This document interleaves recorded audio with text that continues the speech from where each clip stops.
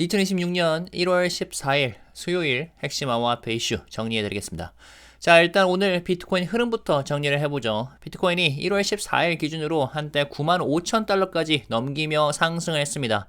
지금 살짝 떨어졌는데 일단 주말 동안 91,000달러 부근에서 지지를 받은 뒤에 반등을 했고, 그리고 미국 CPI 발표 이후에 상승폭을 키우면서 95,000달러 선까지 올라왔는 건데요. 다만 이 구간이 지난 거의 2달 동안 가격이 좀 번번이 막혔던 강한 저항대입니다. 그래서 대략 93,500달러에서 95,000달러 사이가 현재 가장 중요한 분기점이 될 것이라 볼 수 있겠습니다. 이번에 나온 미국 소비자 물가지수 CPI를 보면 12월 물가 상승률이 전년 대비 2.7%로 시장 예상과 같았고요. 그리고 변동성이 큰 항목을 제외한 근원 CPI는 예상보다 낮게 나왔습니다. 쉽게 말해서 물가가 생각보다 안정적이었고, 그 중에서도 연준이 특히 중요하게 보는 지표가 더 차분했다는 거죠. 이 결과가 미국 경제가 급격한 침체 없이 서서히 식어가는 소프트 랜딩 시나리오에 힘을 실어줬고, 그리고 올해 추가 금리 인하 가능성도 다시 부각이 되고 있는 상태입니다. 알트코인들도 비트코인에 따라 움직였는데요. 이더리움은 3% 이상 상승했고, 시장 전체를 보여주는 코인데스크 20 지수도 2% 이상 상승세를 기록했습니다. 흥미로운 점은 같은 날 미국 주식시장, 특히 S&P 500과 나스닥은 소폭 하락했다는 건데, 반면 금 가격은 4,600달러를 돌파하면서 계속해서 강세를 보이고 있습니다. 위험 자산 중에서도 자금이 주식에서 빠져나와서 금과 암호화폐 쪽으로 일부 이동하는 흐름이 엿보입니다. 한편 토니원 셰어즈의 암호화폐 전략가 맷 매냐는 이번 CPI 발표가 2025년 말부터 이어지던 불확실성을 상당 부분 해소해줬다고 평가를 했는데요. 근원 CPI가 예상보다 낮게 나온 점이 연준의 소프트 랜딩 내러티브를 다시 살려줬고, 연준 의장을 둘러싼 지금 정치적 노이즈가 있음에도 불구하고 올해 추가 금리 인하 가능성을 높였다는 설명입니다.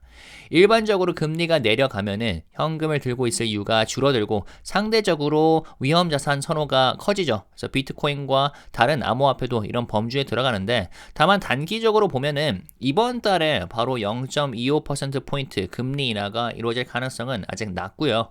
폴리마켓 기준으로는 약 3.6%, 칼시에서는 5% 수준에 그치고 있습니다.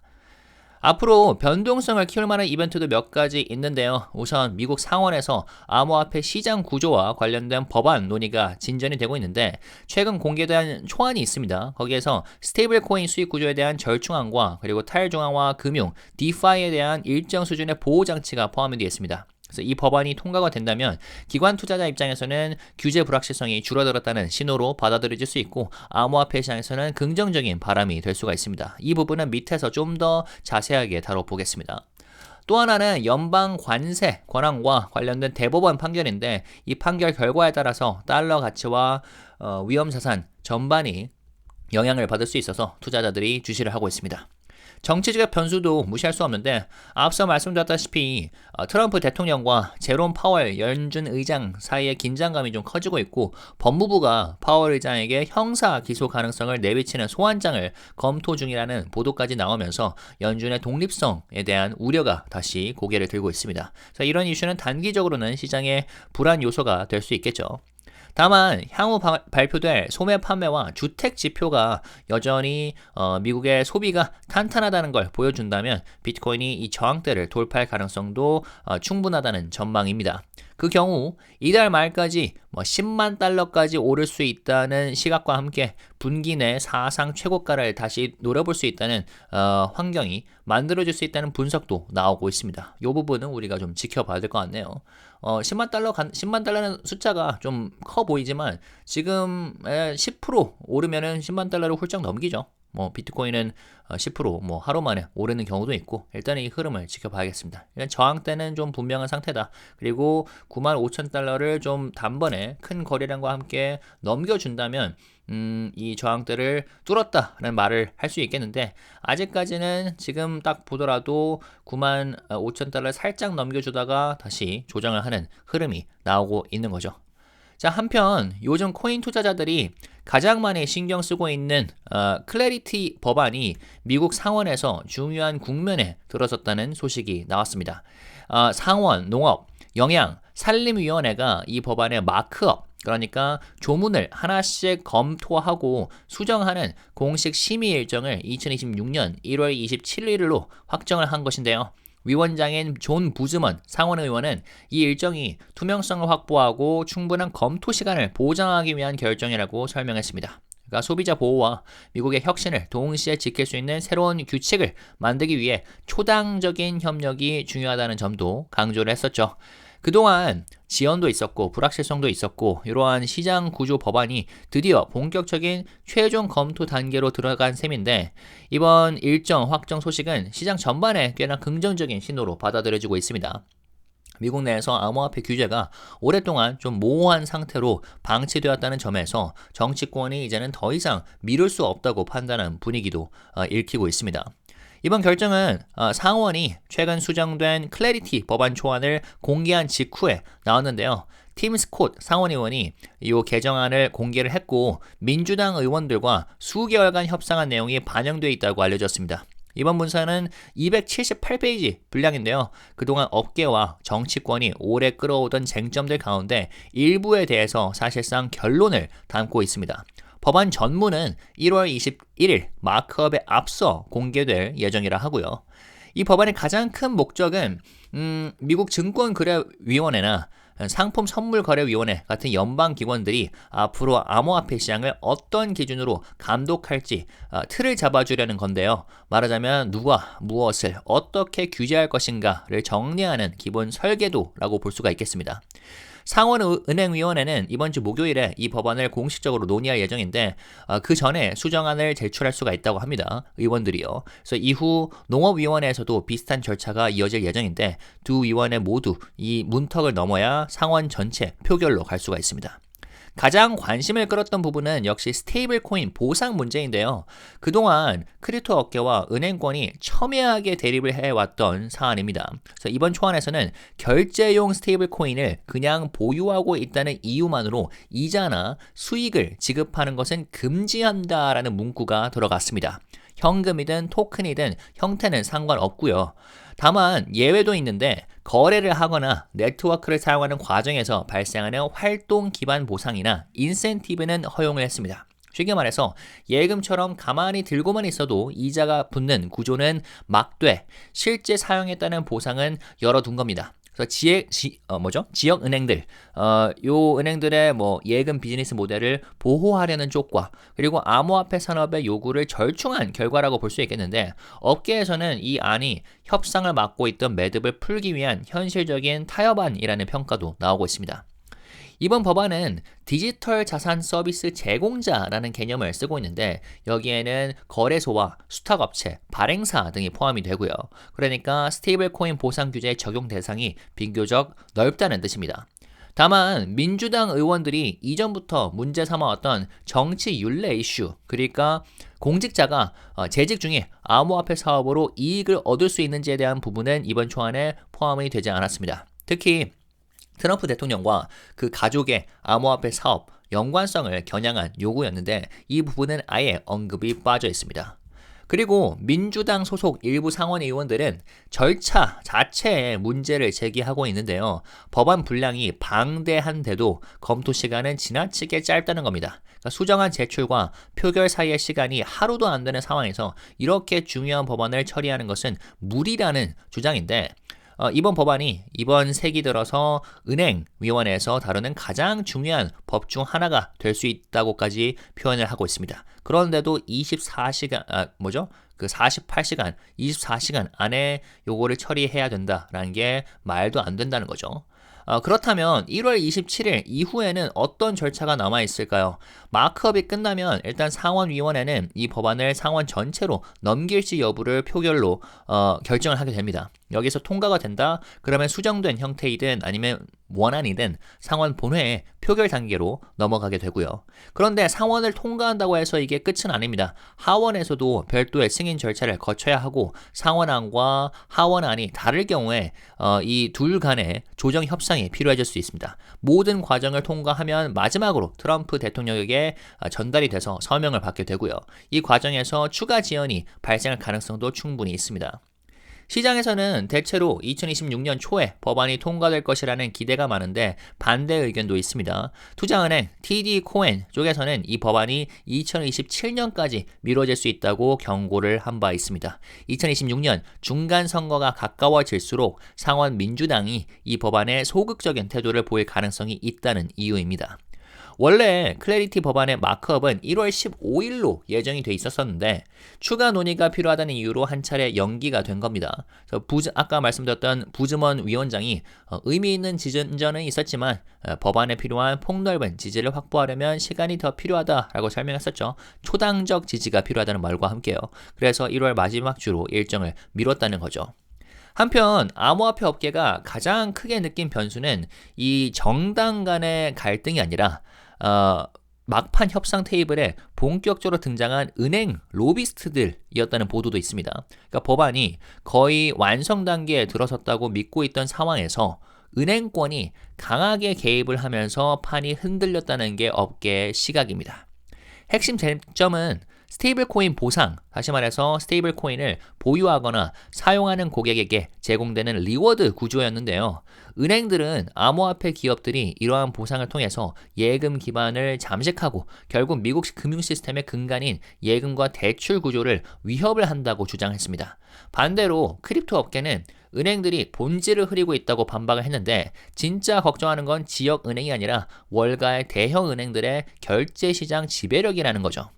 이번 상원은행위원회 초안에서 드러난 변화는 은행 로비가 어느 정도 성과를 냈다는 신호로 읽힙니다.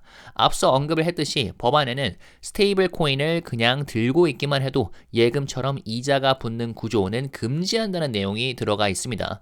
다만 거래나 활동에 따른 보상은 여전히 허용이 된다고 말씀드렸죠. 그래서 겉으로 보면 절충안이긴 한데 암호화폐 업계 입장에서는 약간 좀 후퇴로 느껴질 수밖에 없는 대목입니다. 블록체인 협회 최고 경영자인 서머 머신건은 문제의 본질이 정책 논의의 부족이 아니라 대형 은행들이 기존 기득권을 지키기 위해서 법안을 다시 쓰게 만들려는 압박이라고 공개적으로 비판을 했습니다. 이러한 갈등의 배경에는 작년에 통과된 지니어스 법이 있는데 이 법은 스테이블 코인 발행사가 직접 이자나 수익을 제공하는 것은 금지를 했지만 플랫폼이나 제3자가 합법적으로 보상을 제공하는 길은 열어뒀습니다. 그래서 이거를 바탕으로 암호화폐 기업들이 고객 리워드 프로그램을 사업 계획의 한 축으로 삼아 왔었죠. 예를 들어서 코인베이스 같은 플랫폼은 발행사로부터 얻는 이익의 일부를 고객에게 돌려주는 구조를 구상해 왔습니다. 하지만 은행권은 이 구조 자체가 예금 시스템을 흔든다고 주장을 하는데요. 미국 은행협회 같은 단체는 은행 예금이 줄어들 경우에 지역 대출 시장에서 수조 달러 규모의 혼란이 생길 수 있다라고 경고를 했습니다. 그래서 은행정책연구소 역시 스테이블 코인 보상은 결국 간접 이자 지급이다라고 주장을 하고 있고요. 이에 대해서 코인베이스의 미국 정책총괄 카라 캘버트는 이 논쟁이 시장 구조와는 거리가 멀다라고 선을 그었는데요. 은행 예금은 은행이 고객 자금을 활용해서 수익을 내기 때문에 예금자 보험과 이자가 존재하는 것이고 스테이블 코인은 고객 자산을 보관하는 구조일 뿐 성격이 다르다는 설명입니다. 이 점을 무시한 채 모든 걸 예금 문제로 몰아가는 것은 과장이라는 거죠. 실제로 JP모건 체이스 쪽에서도 결제 시장 경쟁이 부담이라는 점을 인정한 바 있고요.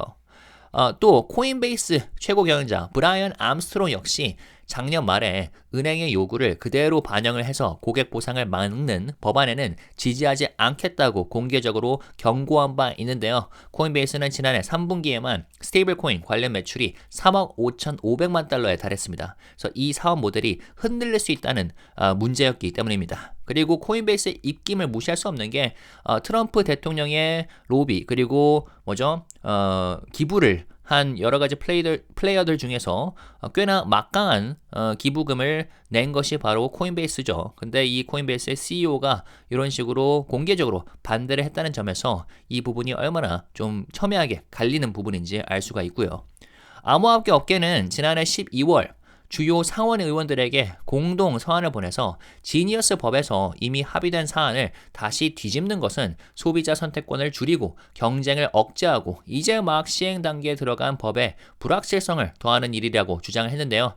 당시에도 플랫폼과 제3자가 합법적으로 보상을 제공할 수 있도록 한 건 우연이 아니라 의도된 설계라고 강조를 했습니다. 다만 모든 사람들이 이 변화를 심각한 타격으로 보지는 않습니다. 전 미국 증권거래위원회 의장 자문을 지낸 코리 프레이어는 이번 스테이블코인 수익 제한이 실제로는 큰 영향을 주지는 않을 수 있다고 말을 했습니다.